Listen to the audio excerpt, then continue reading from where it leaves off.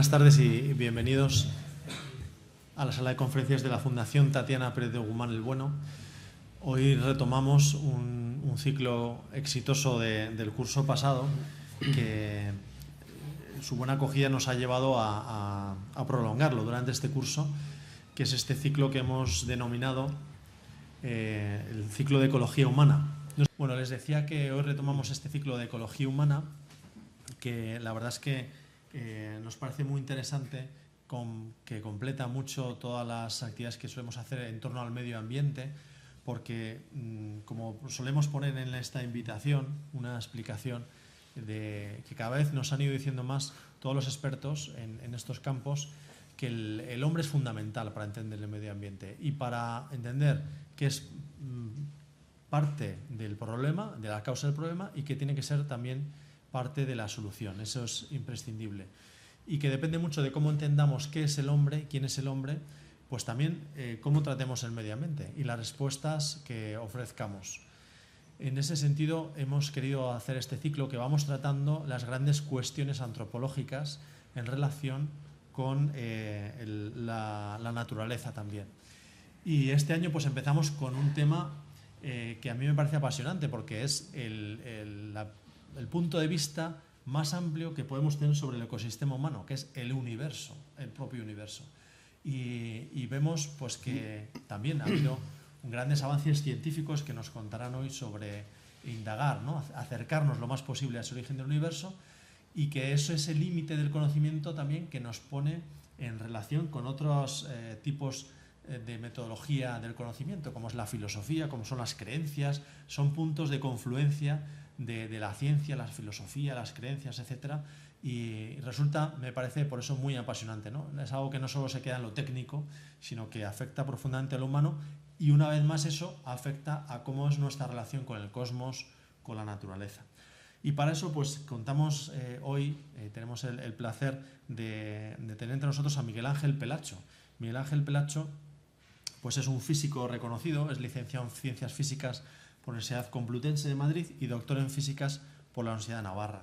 Él actualmente, ya desde hace años, pues es meteorólogo, siempre lo digo mal, del Estado, y se dedica precisamente a la meteorología aeronáutica.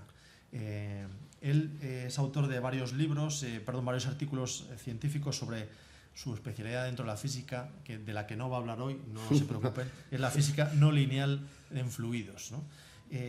Pero siempre ha sido una persona inquieta en la docencia en distintas universidades sobre cuestiones de cosmología y de historia de la ciencia, y esas relaciones con otros conocimientos como la filosofía y las creencias. Por eso pienso que nos puede dar una visión muy interesante sobre este punto de frontera del conocimiento. Y como siempre, para los que no han venido otras veces a estos coloquios, el orden será que él nos hará una exposición durante aproximadamente 40 minutos, media hora, 40 minutos, y después pues se abrirá un coloquio con todos ustedes para que le preguntemos lo que queramos o comentemos con él. Y nada más, un aplauso para Miguel Ángel Pelacho. Al final. Bueno, yo quiero dar las gracias, en primer lugar, a la Fundación Tatiana Pérez de Guzmán el Bueno, y en particular a Álvaro, por invitarme y poder colocaros este tema tan apasionante. He elegido esa diapositiva de inicio porque es como una especie de resumen de lo que se ve en las pantallas también. De lo que voy a hablar. Bueno, voy a trataros de turno, espero que no os moleste, porque es que no estoy acostumbrado a lo contrario. Las clases que doy en la universidad, las que doy ahora también en mi propio trabajo, pues lo hago así. En fin, para mí es más cómodo, por lo menos. Entonces, esta imagen pues muestra un poco, decía, un resumen de lo que vamos a hablar hoy. Por un lado este es conocido por todos, espero, pero este quizá no tanto, que es Lemaitre, del cual hablaremos, asociado con la teoría del Big Bang. Luego está el caso Galileo por aquí, no vamos a hablar de él, porque hay demasiada gente que ha hablado de él y tampoco voy a contar más cosas, ¿no? Por otro lado, bueno, esto es un observatorio, y luego está aquí también uno muy famoso, bueno, los dos, ¿no? Porque uno es Benito XVI y el otro es Hawking. Joaquín es conocido por todos y especialmente por una publicación suya de finales de los 80 que se llama Breve Historia del Tiempo, que probablemente muchos de aquí o algunos hayáis leído y muchos hayáis oído hablar de esa publicación. Quizá muchos la tengáis y no la hayáis leído, que es lo habitual, pero en cualquier caso uno la ha ojeado, sabe de qué va y tal. Entonces este hombre, como sabéis, tiene una enfermedad desde hace un montón de años y cuando empezó a tener esa enfermedad y a tener unos gastos notables, tuvo que pensar en tener más ingresos. Tenía también una hija ya y entonces le animaron a publicar sus trabajos de investigación. Ya empezaba a ser una persona conocida. Es quizá el físico más conocido, al menos en cosmología. Y entonces pues, se animó a escribir un libro, lo escribió, bueno, era un libro lleno de fórmulas. Entonces el editor, que era un inglés de estos prácticos, le dijo, mira, esto no lo va a leer nadie. Que sepas que cuando añades una fórmula, reducen a la mitad las ventas. Y en cambio, si nombras a Dios, aumentan al doble. Entonces, efectivamente, es un libro que no tiene fórmulas y con frecuentes referencias a Dios, el creador, etcétera, ¿no? Que es lo que realmente vende. Uno puede pensar que no. No, la gente no quiere oír hablar. No, al revés, la gente quiere oír hablar de estas cosas. Y más en estos temas que son frontera un poco, ¿no? Bueno, vamos a hablar del origen del universo, que es el origen de todo, que tiene que ver con la filosofía, porque es el paso de no ser al ser, y tiene que ver también con la teología cristiana, con la teología en general. Entonces es un tema realmente apasionante. Responde también a 2 de las 3 preguntas. Ya sabéis que el vasco pues, tiene 3 preguntas en su vida. ¿De dónde venimos? ¿Quiénes somos? La primera. ¿De dónde venimos? Que es de la que vamos a hablar ahora. ¿Y a dónde vamos a comer? Que eso ya cada uno lo decide. Y lo tiene muy claro. Entonces, yo quiero distinguir aquí al hablar en 3 planos, porque me parece que es esencial no mezclar, o por lo menos saber, cuando uno está hablando del origen del universo, en qué plano se está moviendo. Por un lado está el plano de la física, que va a ocupar gran parte de esta charla, porque es de lo que yo sé realmente. No, también porque creo que es de entrada lo que uno le atrae y lo que es como más apasionante, que las teorías físicas, etcétera. Por supuesto no vamos a entrar en detalle, esto es muy en plan divulgativo. Por otro lado está el plano de la filosofía. Bueno, en la física, esta parte de la física se llama cosmología. He puesto cosmología científica porque si hay aquí algún filósofo tradicional se molestará, por lo menos yo tengo amigos que se molestan porque dicen la cosmología es una parte de la filosofía de toda la vida. Y efectivamente es una parte de la filosofía de la naturaleza, que ahora también algunos la llaman filosofía de la ciencia. Por eso lo pongo porque es científica, en el sentido de que no, los cosmólogos físicos pues hablan de la cosmología desde un punto de vista estrictamente físico.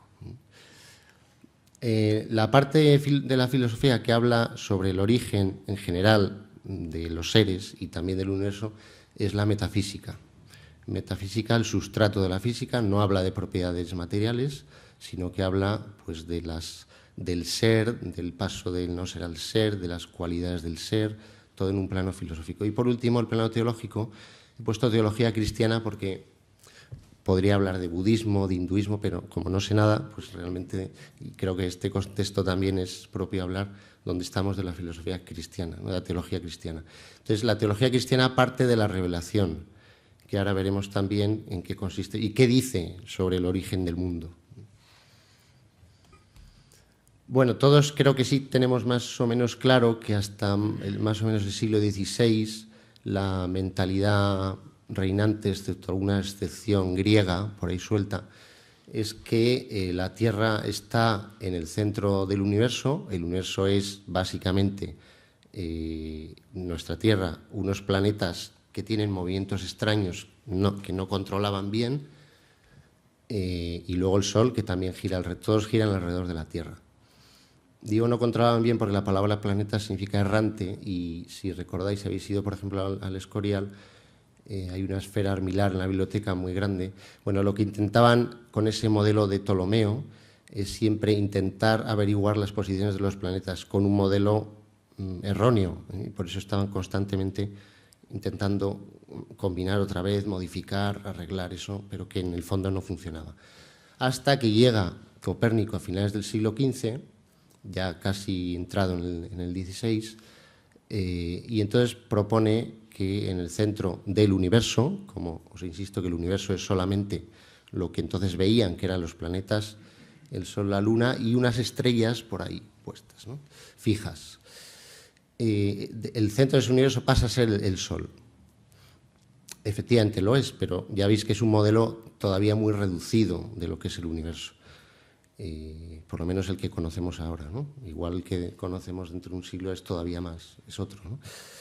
Bien, en este modelo heliocéntrico que se conserva, que sigue conservándose, entra Newton, que es uno de los grandes físicos, y admitiendo ese modelo sí que insiste mucho en lo absoluto del espacio y del tiempo. Esto es importante porque es también la mentalidad que incluso muchas veces tenemos nosotros, es decir, que ahí está el espacio y el espacio lo rellenamos con objetos, galaxias, planetas, etc. Y ahí está el tiempo y nosotros estamos en el tiempo. Y por tanto el espacio y el tiempo pues siempre están, es algo absoluto, permanente, estable, hasta que llega Einstein, principios del siglo XX, y dice que no, que ese espacio y tiempo es totalmente relativo. No solo eso, sino que el espacio-tiempo y la materia están interactuando constantemente. Es decir, que el propio espacio se deforma con la presencia de la materia. Y eso es la relatividad general. No solamente hay atracción entre dos masas, sino que esa atracción provoca deformaciones en el propio espacio. O sea, el espacio no es un cubo, que es la imagen que todos tenemos, ¿no?, los tres ejes, sino que es algo que interactúa con la materia constantemente. Y ese es el universo que tenemos a partir de entonces. Eso da lugar a una serie de modelos cosmológicos que irán saliendo algunos, ¿no? El propio Einstein no creía en el universo que ahora vemos. En particular, no creía en la expansión del universo. Él tiene unas ecuaciones de la relatividad general y una de las soluciones que encuentra es un universo en expansión. Tampoco se lo creía, que de hecho introduce la llamada constante cosmológica, que luego dirá que es el gran error de su vida. Supongo que tendría otros, pero en el tema intelectual pues fue ese, ¿no?, en el cual la introduce para mantener un universo estable y estático, que no se expansiona, porque dices que no lo veo. Bueno, a partir de ahí hay una serie de físicos como de Sitter y Friedman que una vez que efectivamente ven que está la expansión, pues empiezan a hablar de curvatura del espacio, de un universo que va aumentando. Hubble, por otra parte, realiza una serie de observaciones y comprueba experimentalmente que las galaxias se alejan unas de otras. Es más, cuanto más alejadas están, con mayor velocidad se alejan entre sí. Y esa es la ley de Hubble. Pero, sobre todo, lo comprueba experimentalmente a través del efecto Doppler.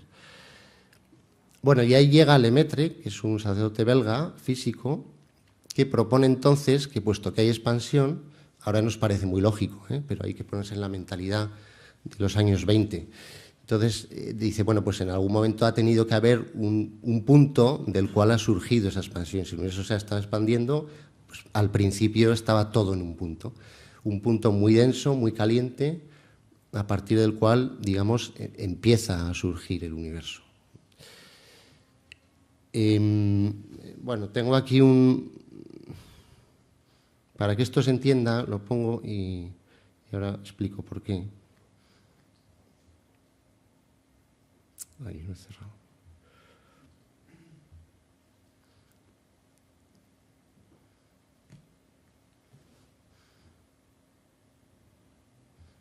No está, ¿no?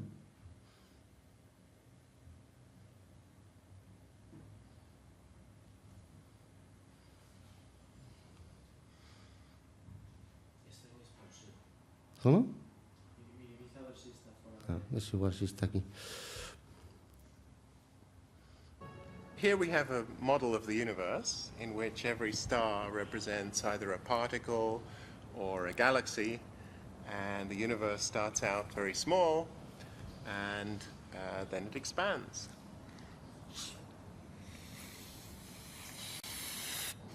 And what you can see is that as it expands, every star moves, or every galaxy moves away from every other galaxy.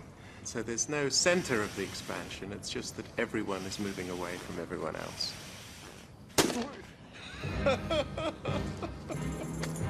This astonishing discovery shook the foundations of cosmology. Bueno, la idea, como veis, es que el universo no consiste en que haya una serie de... en que se expandan, unas cosas se alejen de otras solamente, sino que el propio universo es el que está engordándose, digamos, ¿no? O sea, el propio espacio-tiempo es el que va expandiéndose y no solo la materia que hay en él. Por eso os decía antes que es importante tener la mentalidad de la relatividad general, que es el propio espacio el que va aumentándose, ¿no? Como en ese ejemplo, como un globo, ¿no? Bueno, eso lleva a decirnos que si ese espacio de tiempo que está aumentando, en algún momento también, según el modelo de Big Bang, habrá un punto en el cual haya empezado a estar, ¿vale? Y esa es la idea.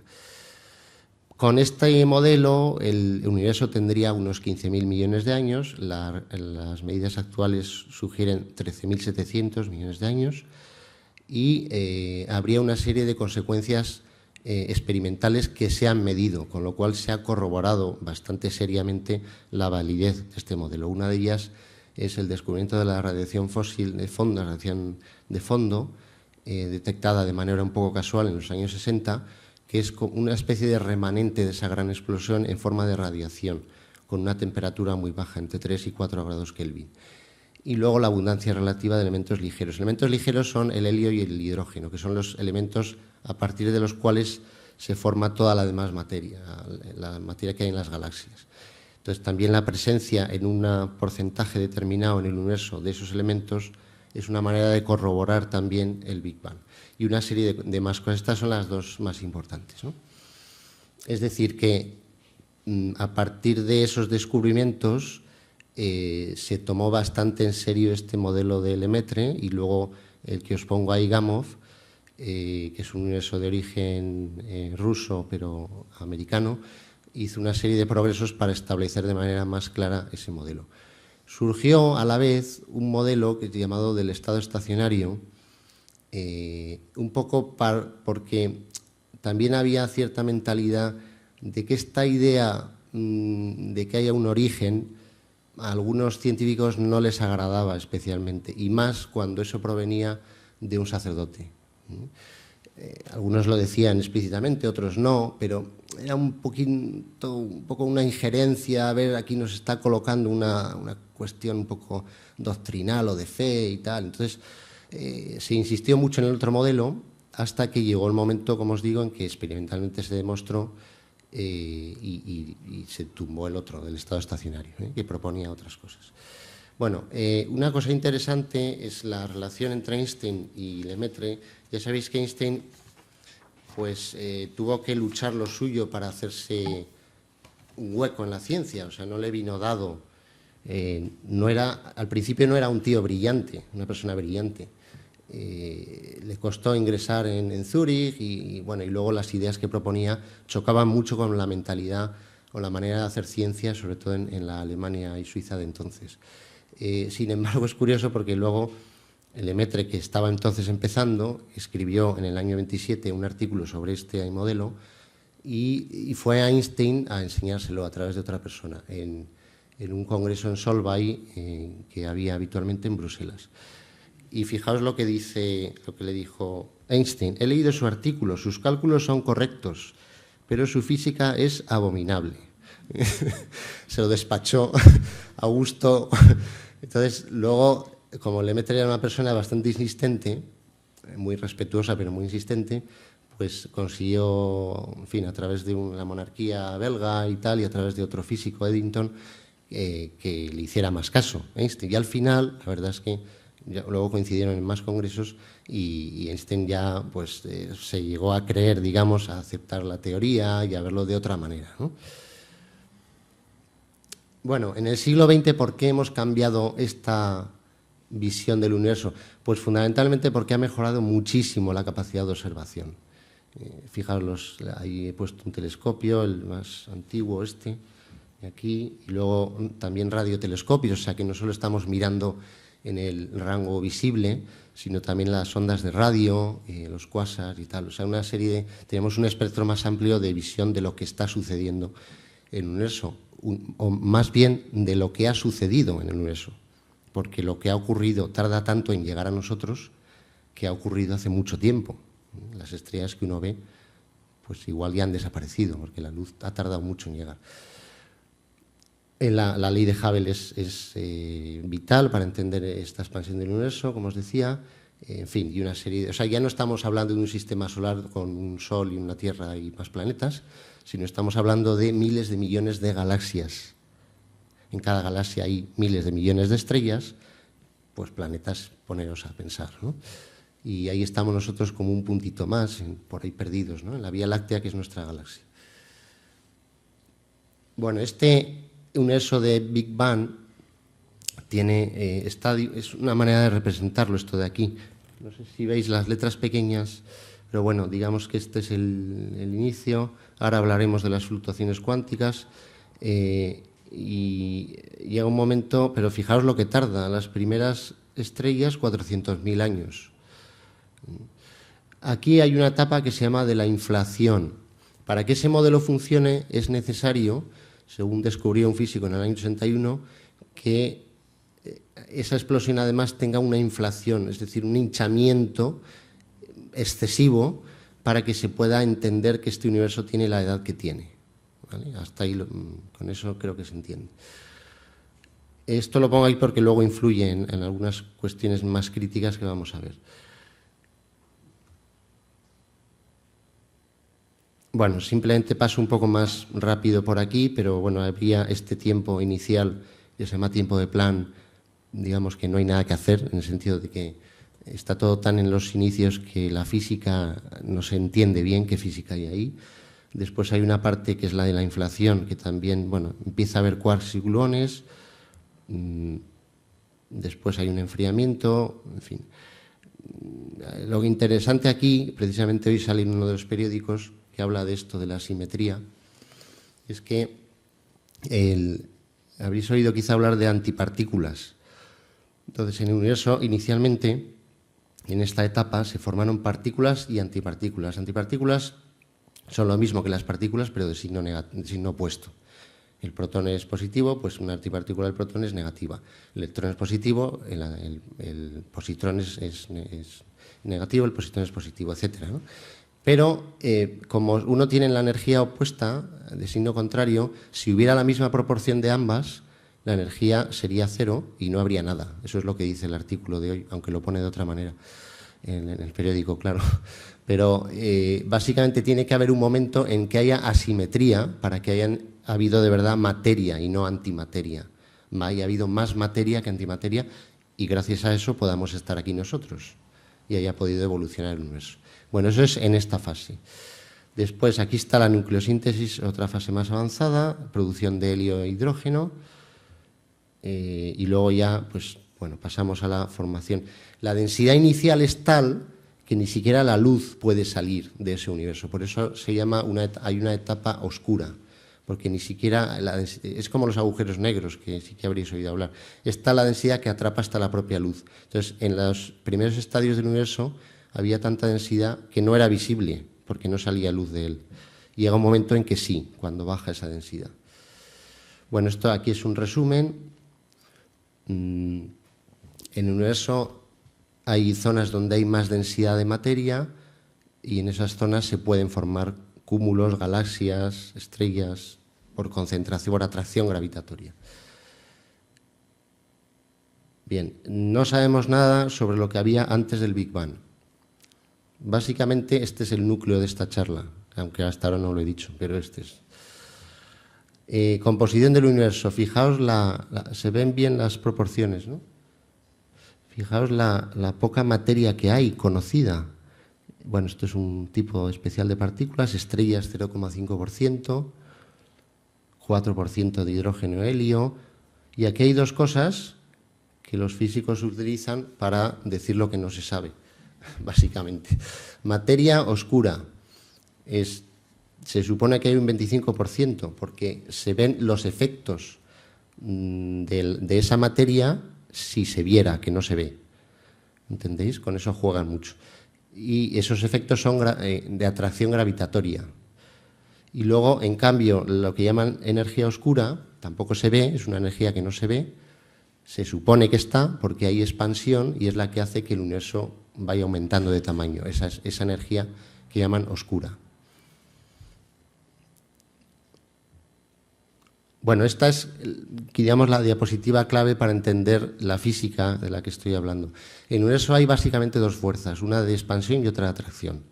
La de atracción es debida a la gravedad y la expansión es debida a la explosión inicial más esa energía oscura que os acabo de contar. Y la contracción es la gravitación más una materia oscura. Entonces, con eso se forman tres posibles modelos de universo a futuro, suponiendo el Big Bang ya de entrada. Uno es que se expanda continuamente, es decir, que la fuerza expansiva sea mayor que la atracción y se expanda infinitamente y ya está. Ahora lo que ocurre, de hecho, es una expansión acelerada. La segunda posibilidad es que llegue un momento que se frene esa expansión, la atracción gravitatoria sea superior a la expansión y entonces empiece a empequeñecer el universo hasta que llegue a un punto que se llamaría Big Crunch y entonces se propone un modelo que se llama oscilatorio o oscilante, es decir, el universo ha tenido un Big Bang, luego un Big Crunch, luego de ahí surge un Big Bang, luego un Big Crunch y es un ciclo eterno, ¿no? Y uno podría decir, entonces el Big Bang en realidad es uno más de esos momentos. Y antes ha habido un Big Crunch y antes otro y estamos en uno más, en esa etapa, ¿no?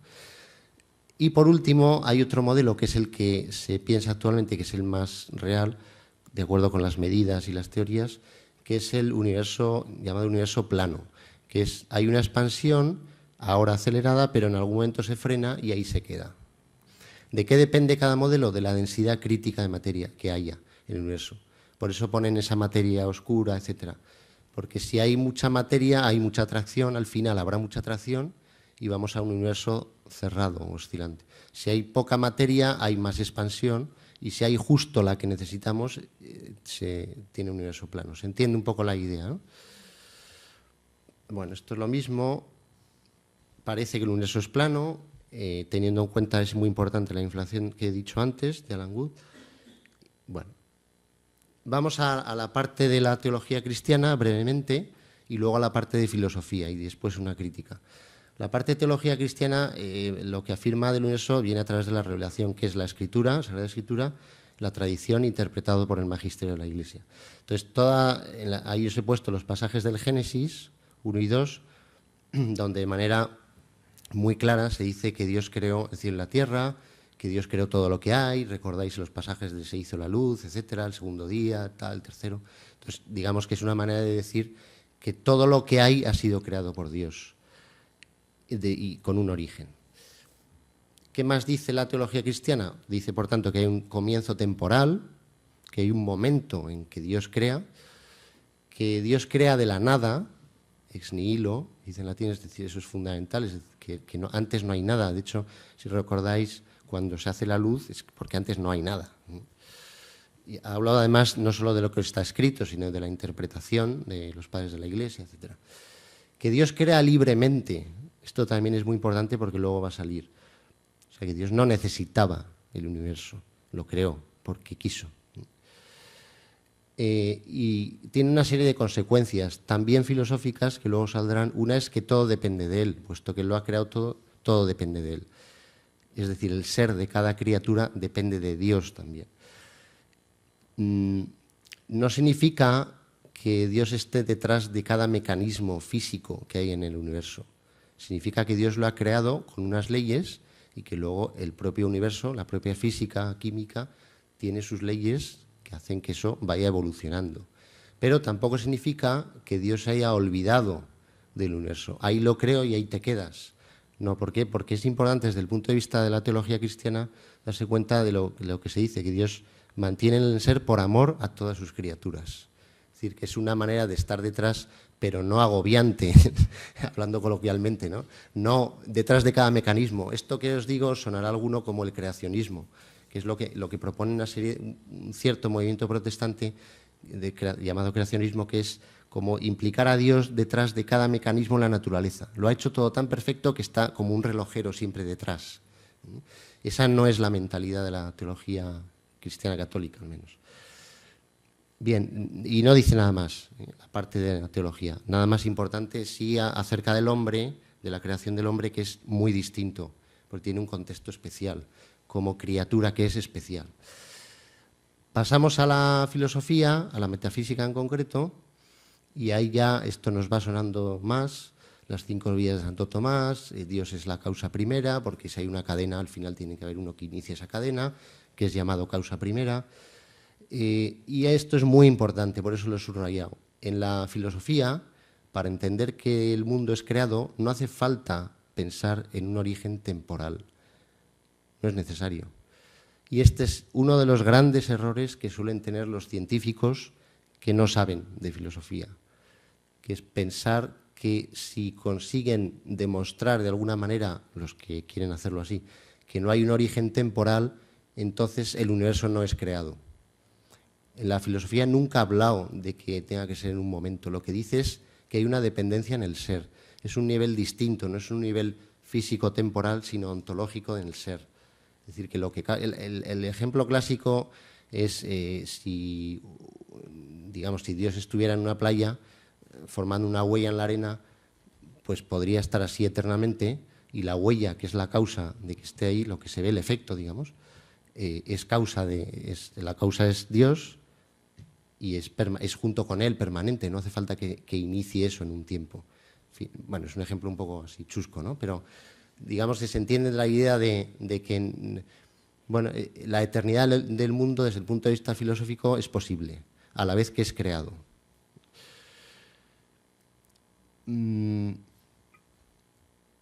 Vale, entonces, ¿dice algo más la física? Y aquí ya entramos un poco en la parte más de crítica o de un poco de especulación. Pues en principio uno diría, pues vamos a ver, desde que empieza el universo, yo tampoco puedo decir antes porque si antes no hay nada, en fin, el sentido común un poco lo que nos dice, ¿no? Sin embargo, vemos que muchos cosmólogos científicos dicen bastantes más cosas, como ahora veréis. Se puede responder a la pregunta desde la física, ¿por qué hay algo en vez de nada? Entonces os pongo ahora un breve vídeo de un científico cosmólogo llamado Krauss, americano, que es un poco el que está desde hace unos años de moda, porque ha escrito un libro que se llama El universo desde la nada, proponiendo algunas teorías. En realidad es curioso porque lo que propone, él lo dice en el libro, en la entrevista está, en las entrevistas no, pero lo que propone ya estaba propuesto en los años 80. O sea, realmente no hay grandes avances en la manera de entender estas personas el origen del universo, intentándolo desde la física. Son las mismas cosas.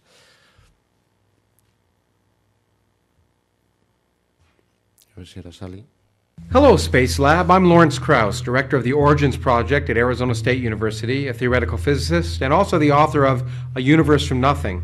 And I'm here today to answer the following question. Why is there something rather than nothing?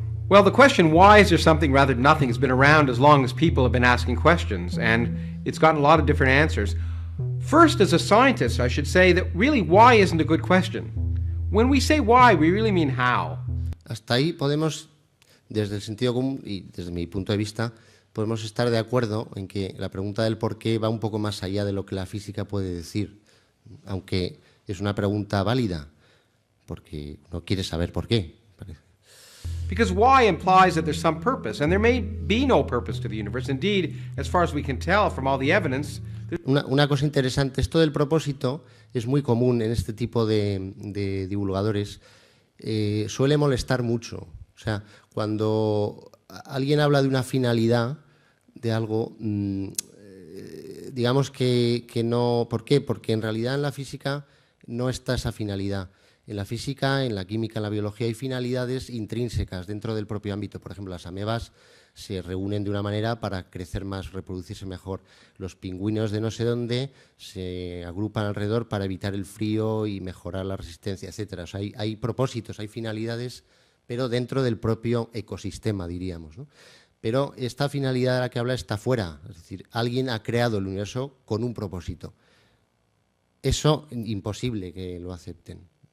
There's no evidence of purpose. So when you say, why does something happen, you really mean, how does it happen? So the question is, how does something come from nothing? Bueno, y aquí viene una cosa muy curiosa, porque si uno ve la pregunta, en realidad lo que está diciendo es lo mismo.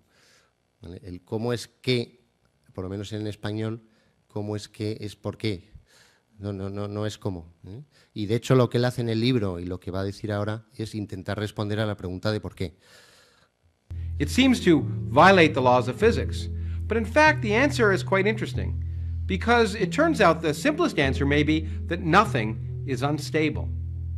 It will always produce something. Indeed, once you combine quantum mechanics and relativity, empty space, which apparently, of course, is nothing, is not so simple. It's actually a boiling, bubbling brew of virtual particles popping in and out of existence in a timescale so short you can't...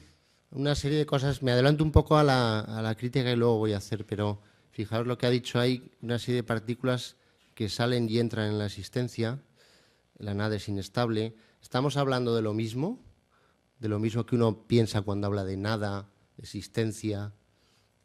Can't see them. And in fact, if you wait long enough and allow gravity to operate, empty space will eventually start producing particles. And in fact, therefore, the answer to the question, why is there something rather than nothing, or how is there something rather than nothing, is nothing is unstable. You're guaranteed, if you wait long enough, to have something. And if you want to ask the question, you'll always be in the places with something. So actually, empty space can produce enough particles to account for all 100 billion galaxies in all, and 100 billion stars in each galaxy. Now, you might say, well, empty space isn't nothing. But if quantum mechanics actually applies to gravity, then space and time themselves become quantum mechanical variables, and whole universes can pop into existence. Spaces and times and matter and energy can pop into existence without violating any laws of physics. In fact, the total energy of our universe may be zero. In fact, when we look out, it looks like it is zero. And that gives us good evidence that perhaps it popped into existence from nothing, because no energy to begin with, and zero total energy in the end, because the positive energy associated with the masses of elementary particles is countered by the negative energy of gravity. Now, the question is, of course, what happened before our universe came into existence? Was there anything at all? And the answer is, we don't know. A simple answer is that the question about what happened before may not be a good question, because since space and time are tied to the matter, when space and time pop into existence, time itself pops into existence, and therefore there may have been no before. The question may simply not be a good question. So there may have been no sense in which you can even ask what happened before our universe began. Alternatively, current ideas from physics suggest that perhaps our universe may be one of potentially an infinite number of universes which are popping into existence at various times. There may be universes being created right now and other universes ending. And if that's the case, then it's possible that the characteristics of our universe are precisely those that allowed us to evolve. So when we ask, why does the universe have the properties it does, the answer is simply, well, if it didn't, we wouldn't be here to answer the question or ask the question. Now, I should say, finally, the question itself is really rather arrogant, because it assumes the universe will always have something in it. But in fact, in the far future, as far as we can tell, all the galaxies we can now see are moving away from us faster and faster and faster. And that means eventually the entire universe that we can now see will disappear when those galaxies are moving away from us faster than light, which is allowed in general relativity. So in the far future, there may just be one galaxy in which we live, and then the stars will burn out and the universe will become cold, dark, and empty. And then the simple answer to the question, why is there something rather than nothing, is just wait, there won't be for long. Bueno, es una manera un poco densa de condensar todo, ¿no? Habéis visto que ha manejado muchos conceptos, es básicamente el libro que lo ha escrito. Ahora veremos algunas cosas. Bueno, una ya os digo, el espacio vacío lo identifican con la nada, en general. El espacio vacío no existe en física. Espacio vacío siempre hay algo, es imposible sacar todo. Pero incluso aunque uno lo sacara, si hay espacio hay algo. Que ya, como hemos visto antes, el espacio solo no existe, es una contradicción. O sea, el espacio existe por referencia a que hay cuerpos, ¿no? Bueno, luego pues estas os la pongo aquí, aunque entender esto no es sencillo así a primera vista. La fluctuación cuántica es el concepto con el que ellos se manejan para explicar el origen del universo, según esa teoría. Es decir, que hay un nada, entonces hay una fluctuación, surge una serie de partículas, antipartículas, una es inestable, por eso habla de la nada es inestable, y en ese marco de espacio-tiempo pues llega un momento en que surge una partícula. Bueno, yo lo estoy resumiendo muy mal, pero básicamente la idea es que juegan con eso. Bueno, veis, desde la nada, el espacio vacío, se puede crear algo que obedece a las leyes de la física, eso es lo que ha ido diciendo él. Basta esperar lo suficiente, es otra cosa que ahora veremos, porque además puede haber el multiverso, también es una de las cosas que se maneja especialmente más en estos últimos años. Nosotros estaríamos en un universo de tantos posibles. Nos ha tocado, es decir, sabemos que estamos en este porque ha sido justo uno de ellos, por lo menos uno que conozcamos, que ha dado lugar al origen de la vida, del hombre, y por eso estamos aquí para decirlo. Hay otros que, como no hay nadie puede decirlo, ¿no?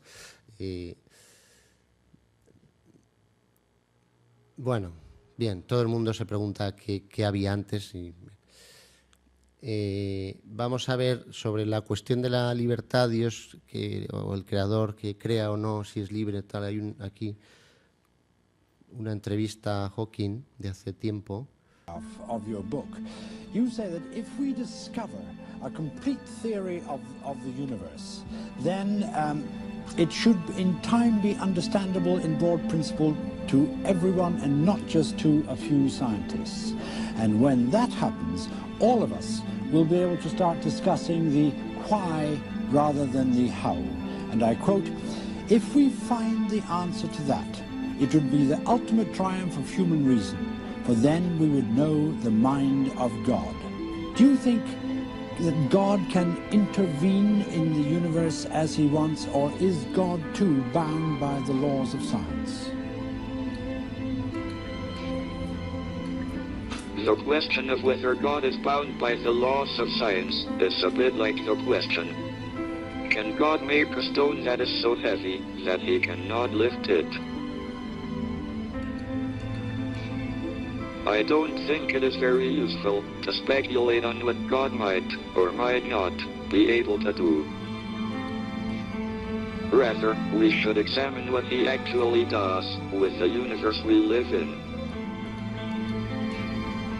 All our observations suggest that it operates according to well-defined laws.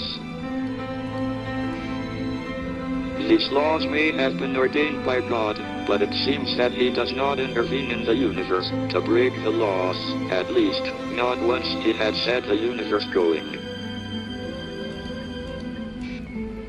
However, until recently, it was thought that the laws would necessarily break down at the beginning of the universe.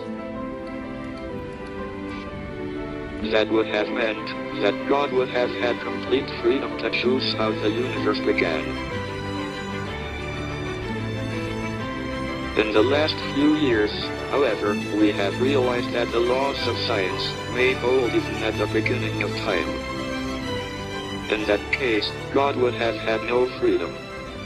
The way the universe began would be determined by the laws of science. Bien, ahí es una cosa muy normal también sustituir en realidad las leyes de la física por una figura trascendente que crea y tal, para obedecer las propias leyes, ¿no? Bueno, este es muy breve, también lo pongo aquí de Hawking. Si el universo tuvo un comienzo, podríamos suponer que tuvo un creador. Pero si el universo es totalmente independiente y no tiene límites o márgenes, entonces no sería creado ni destruido. Simplemente sería. Esto me refería antes, él lo mismo lo dice, si hubiera un principio es tiempo, temporal, entonces habría creador. Si no hay principio, él lo que propone es un modelo de universo como la esfera, donde el Big Bang, el origen, sería, por ejemplo, el polo norte. Y él dice, el polo norte en realidad es un punto más de esa esfera que se va hinchando y tal. Entonces realmente da igual que haya habido un comienzo, luego no lo ha habido, que hay un punto, no lo ha habido, luego no hay un creador. Veis que el error de ese planteamiento es pensar que es necesario un comienzo temporal para que haya un creador, lo que os decía antes de la visión filosófica. La creación no es una cosa solo temporal, es de dependencia en el ser. Bien, entonces una serie de críticas. Si yo os preguntara ahora a cualquiera de vosotros, ¿os permite el Big Bang demostrar la creación temporal, en este caso temporal, del universo? Entonces, hay una situación muy interesante, y es que en el año 51 hay una locución de Pío XII a la Academia de la Ciencia del Vaticano, donde se aproxima mucho a decir que, sin mencionarlo explícitamente, pero a decir que según las últimas teorías científicas, el Big Bang, pues estamos casi cerca de contemplar ese momento del hágase la luz. Y entonces Lemaitre, que estaba por ahí, al año siguiente fue nombrado director de esa Academia de Ciencias del Vaticano, le hizo llegar al Papa que se había mojado demasiado, o sea que no era bueno, porque el Big Bang es una teoría científica, estrictamente científica, que no demuestra nada del origen. De hecho, el Big Bang no habla del origen, el Big Bang habla de a partir del origen, lo que pasa a partir del origen, como el universo se expande y tal. Luego, no se puede uno apoyar en una teoría como esta, ni siquiera como esta, que esté muy cercana al origen, digamos, para hacer ver que ha habido una creación. Bueno, no da tiempo, pero hay un escrito, una carta más larga de Lemaitre explicando muy bien cuál es el papel de la ciencia en la gente que tiene fe y tal.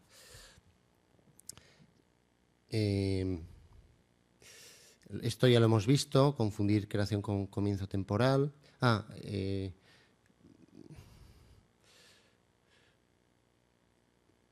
Bueno, esto, la causalidad no está ligada al tiempo. Bien. El tema de los multiversos. Aquí hay también un error de concepto, que es lo que normalmente se dice es la probabilidad nos da que haya muchas situaciones distintas de universos. Como hay mucho tiempo, puede ocurrir cualquiera de ellos. El tiempo nunca es causa de nada. El tiempo es el contexto. Pero si yo dejo este boli aquí, puedo esperar 1000 años, 2000, 8000, 1000 millones, el boli nunca se va a caer. Entonces, luego también hay hay una indeterminación, hay tanto por ciento de probabilidad de que esto suceda, de que esto no suceda, pues aquello que es aleatorio, o sea, que es impredecible, lo convierto en aleatorio. No hay causa. Cuando ocurre una de esas cosas con la probabilidad que sea, no hay causa de que eso ocurra. Y eso también es falso, porque todo proceso tiene una causa. Es decir, yo puedo elegir ahora marcharme de esta habitación y dejándoos aquí colgados, y hay un 10% de probabilidad, por ejemplo, ¿no? O menos, espero. Pero puede ocurrir, y es un suceso que era impredecible totalmente, ¿no? Espero. Pero se debe a una causa, a mi libertad, que lo he decidido así. Y en los procesos naturales ocurre lo mismo. Hay probabilidades de que pasen sucesos muy variadas, pero al final ocurre uno y tiene una causa. Entonces, no se puede traspolar y decir, como hay probabilidades distintas, no hay causa. Bueno, y luego lo que sí ocurre, y esto es muy común, hay confusión de conceptos. Cuando se habla de creación, ya creo que lo he indicado antes, no se habla en física, no es lo mismo que hablar de creación, el sentido común o la filosofía, que es de nada a algo, sino que es transformación, es un proceso. Cuando se habla de energía, la energía es algo físico, es una propiedad física real, no es una especie de vacío inexistente, ¿no? De algo, no, es algo real. La nada, pues como ya habéis visto para estas personas, algunas de ellas, la nada es un vacío, no, el vacío es algo, porque si hay algo, hay espacio, siempre hay algo, pues existe, ¿no? La nada no existe nada. Bueno, autocreación. Estos son unas frases escogidas un poco al azar de lo que dicen algunos de ellos, pero como veis, lo que ocurrió antes de la gran explosión, el universo apareció tal, pasando a la existencia por efecto túnel. Espero que ninguno de nosotros hayamos pasado a la existencia por efecto túnel, porque no debe ser muy agradable, ¿no? La física nos dirá por fin de dónde salió todo, nacimiento espontáneo del universo. Esto de Guth, puede concluirse que el universo evolucionó a partir de la nada. Entonces, como veis, en todas estas personas, que por supuesto son grandes físicos, muchos de ellos, y grandes cosmólogos y tal, lo que hay es una ausencia de filosofía, una utilización de los conceptos filosóficos totalmente equivocada o totalmente distinta de lo que realmente esos conceptos significan.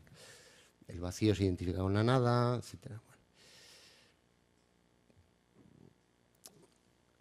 Vale, acabo ya, sí, ya está. Esta es la última diapositiva. Pretender probar la no existencia de un creador desde la ciencia experimental no se puede, pero tampoco lo contrario. Tampoco se puede probar la existencia desde la ciencia, porque la ciencia tiene un método muy limitado, que es el método científico experimental desde hace unos pocos siglos. Entonces, es capaz de lo que es capaz de mucho, como estamos viendo, pero siempre dentro de un ámbito muy restringido de modelos, de experimentos, etc. Y trascender ese ámbito no se puede con ese método. Entonces, mi conclusión final es que hay que apelar, hay que llamar a la dimensión metafísica, cuando uno está, digamos, intentando traspasar lo puramente material. Como material hablo de materia, energía, espacio-tiempo, etcétera, lo que hemos visto, cuando habla de otras realidades, que uno puede creer o no, eso es independiente, pero si uno habla de ellas tendrá que utilizar un lenguaje adecuado para referirse y no utilizar un lenguaje de la física para hablar de otras realidades. Y luego sí que es importante, lo último que pongo, es que sí es necesario que cuando uno tiene esa perspectiva filosófica o teológica, sepa lo que dice la ciencia, porque eso también puede ser un error. Es decir, no tener en cuenta los avances de la ciencia puede darnos también una perspectiva falsa o bastante limitada de lo que es la realidad. Y nada más. Muchas gracias.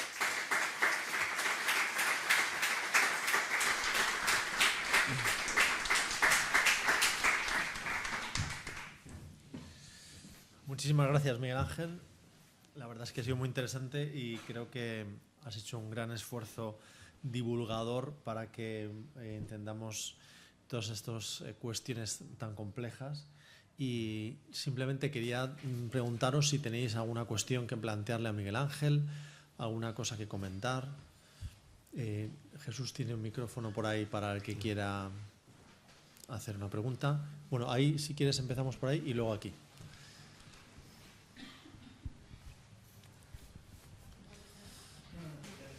El concepto de la nada. Sí. La nada es lo que está fuera del universo que se expande. El concepto de la nada tradicional, si quieres, o filosófico, es la no existencia. Es decir, no hay nada.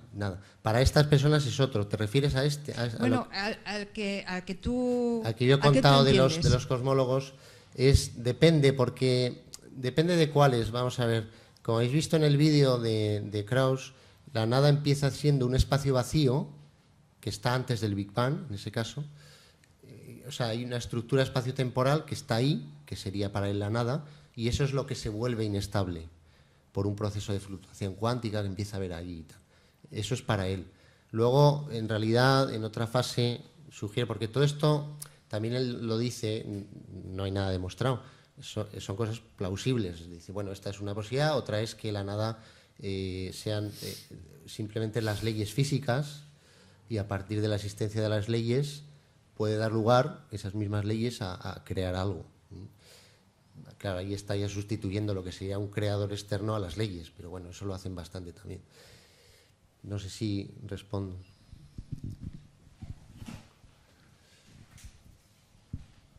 Aquí en la primera fila tenían una pregunta.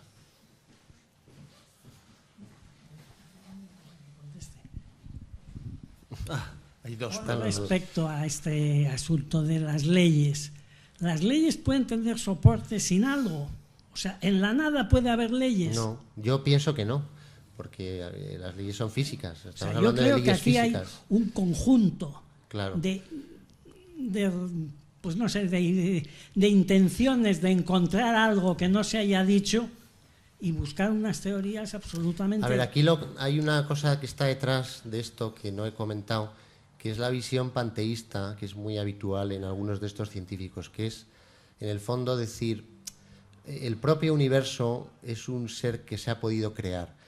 ¿A partir de qué? De esas leyes, que son un poco leyes eternas, que están ahí y permiten que el propio universo se autocree, porque el universo lo es todo. Están sustituyendo a Dios, creador, etcétera, por el propio universo. ¿Y quién pone esas leyes? Previas al universo, ¿no? Ya. Pues primero agradecer la estupenda exposición. Yo soy historiador y concretamente historiador del arte. Por tanto, soy absolutamente ignorante de todos estos temas hasta límites dramáticos. Hace muchos años me compré un libro, cuántas cuásar y no sé qué, que me produjo auténticos dolores de cabeza, pero no podía entender nada. Y me intentar, porque muchos temas de estos tienen que ver pues con mitología, tienen que ver con temas de arte y demás, ¿no? Y yo creo que lo que hay aquí es que se han construido para explicar cosas que nadie puede explicar claramente.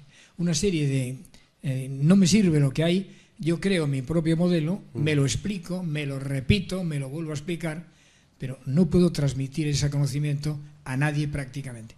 Tengo un profesor, un amigo mío, que es muy querido, profesor jubilado ya, de catedrático de Salamanca, su nombre es Cristóbal García Loigorri, un fenómeno de matemáticas y física, que me decía, es que el universo plano está constantemente expandiéndose. Yo le pregunté, si se está expandiendo hacia algún sitio, es que ese sitio existe previamente, porque yo no me puedo tirar de esa mesa, de esa esquina, al vacío. Por tanto, tiene que haber una continuidad. En fin, todas son preguntas totalmente de profano, ¿verdad? Pero que, al final de cuentas, yo me pregunto, para esos físicos, ustedes perfectamente seleccionados, y Hawking y compañía, pues se lo pasan estupendamente con estos asuntos. Por supuesto. Pero los demás es que no entendemos ni una palabra realmente, ya, porque no encontramos soluciones concretas, ¿no? Bueno, ahí está la facilidad o no de saber divulgar esto. Algunos sí lo hacen bien. El libro en concreto que yo os he citado no es tan fácil de leer. Algunas cosas sí, otras no. En general no es fácil divulgar estas cosas, pero hay gente que lo consigue, ¿eh? Bueno, bueno, lo he dicho, pero el libro de Hawking tuvo varios millones de ventas. A lo mejor nadie lo entiende, pero todo el mundo lo compra, ¿no? Como las enciclopedias, pero vamos, el hecho es que hay bastante gente que lee estas cosas y piensa, y bueno, algunas las entenderán y otras no. ¿Hay alguna cosa probada de todo lo que usted nos ha contado estupendamente? Claro, no, a ver, yo no he porque no me da tiempo a decir lo que está probado, y no, hay cosas probadas y otras con conjeturas, depende de qué cosas, ¿no? En la cosmología hay de todo un poco. Teníamos otra pregunta, me parece, hacia el fondo. Muchas gracias, Miguel Ángel, por su magistral exposición. Quisiera preguntarle, ¿el principio de causalidad, me puede confirmar, no es un intento científico fallido de demostrar la existencia de Dios? Supongo que será un intento filosófico, lo llamaría filosófico. Sí. En todo caso, y al margen de cómo lo clasifiquemos, ¿es un intento fallido de demostrar la existencia de Dios? ¿El principio de causalidad de alguna forma está desmontado por alguna nueva teoría científica, la teoría cuántica o el principio de incertidumbre o algo similar? Sí, no lo he dicho, pero en eso de la fluctuación cuántica ellos se basan precisamente en el principio de incertidumbre. Lo que pasa que es muy peliagudo, porque el principio de incertidumbre no tiene por qué cargarse la causalidad. Es un poco en el sentido de lo que he comentado de las probabilidades de sucesos. Que haya probabilidades de sucesos y puedan ocurrir unos y otros, en principio no choca con que esos sucesos que ocurren tengan una causa. Puede ser muy difícil de determinar, puede ser muy improbable, puede ser lo que quieras, pero filosóficamente hablando, desde luego no parece que esté roto el principio de causalidad. Pero claro, también es verdad que ellos, eso no es donde insisten, donde ponen la carga es en la parte física. Entonces, se fían más de su física que de lo que pueda decir el principio de causalidad desde un punto de vista filosófico. Sí.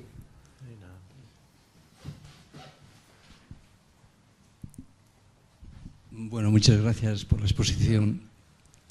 Yo estoy totalmente de acuerdo con lo que usted, las conclusiones que ha sacado. Yo creo que quitando ciertas demostraciones o pruebas de la ciencia en relación al Big Bang, todo lo que se hace después son teorías que están utilizando más conceptos o categorías filosóficas que científicas. Es el caso de la nada, por ejemplo, utilizar la nada como vacío. La nada no es una categoría científica, es una categoría filosófica. O sustituir efectivamente la idea de creador por la idea de las leyes físicas preexistentes, que tampoco tiene mucho sentido. O sí, pero en la mente del creador. Sí, estoy de acuerdo. Una cosa importante también es que quizá desde fuera puede parecer un poco forzado que se metan esta serie de científicos en estas cuestiones, pero si uno indaga un poco ve que hay bastante rectitud en el sentido de que, por ejemplo, Krauss ha estado en bastantes debates, ha leído cosas, ha conversado con teólogos, con filósofos, los tiene en cuenta, en su libro lo dice. O sea que otra cosa es que llegue o no a entender los argumentos filosóficos y piense otra cosa y tal, pero ahí digamos que no es una especie de cosa agresiva, simplemente en alguno lo es, en otro ámbito más de la biología, pero que sí que hay un verdadero interés por saber, y ellos pues tienen su visión, en algunos casos muy materialista, pero bueno, es lo que hay, ¿no? Lo que pueden hacer. Nos hemos pasado 5 minutos del tiempo. Si quieren, estará Miguel Ángel aquí mientras recogemos un poco para no hacer ya retrasarles más dentro del horario previsto. Y les agradecemos mucho pues, su participación, como siempre, y su asistencia, y les invitamos a los próximos coloquios. Muchísimas gracias. Muchas gracias.